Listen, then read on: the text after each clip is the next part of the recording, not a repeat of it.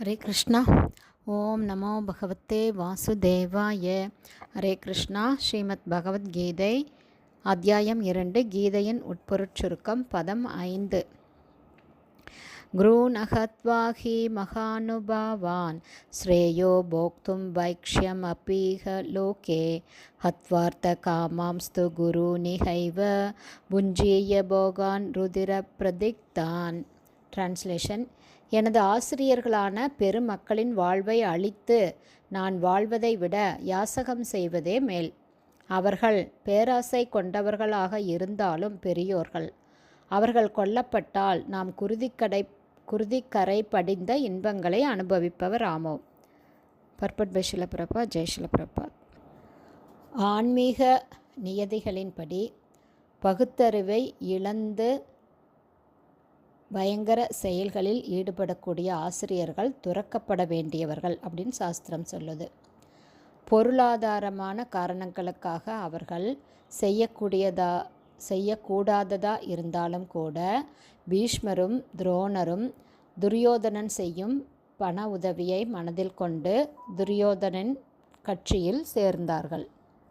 எனவே அவர்கள் ஆசிரியர்களுக்குரிய மதிப்பை இழந்துவிட்டார்கள். ஆனால் அர்ஜுனனோ அவர்களை இன்னும் பெரியவர்களாகவே கருதுகிறார். எனவே அவர்களை கொலை செய்த பின்னால் பௌதீக லாபங்களை நாம் அனுபவிப்பது இரத்தக்கரை படிந்த அழுகிய உணவை உட்கொள்ளுதல் போல அப்படின்னு அர்ஜுனன் சொல்கிறாரு. ஹஸ்தினாபுரத்தில் நிறைந்த சபையில் திரௌபதியுடைய வஸ்திரத்தை பிடிச்சு இழுத்து அவமானப்படுத்தப்பட்ட போது துரோணரும் பீஷ்மரும் ஒரு வார்த்தை கூட பேசலை. அந்த சமயத்தில் அதர்மத்தை தடுத்து நிறுத்தாததால் அவங்களும் கலங்கப்பட்டு போனாங்க.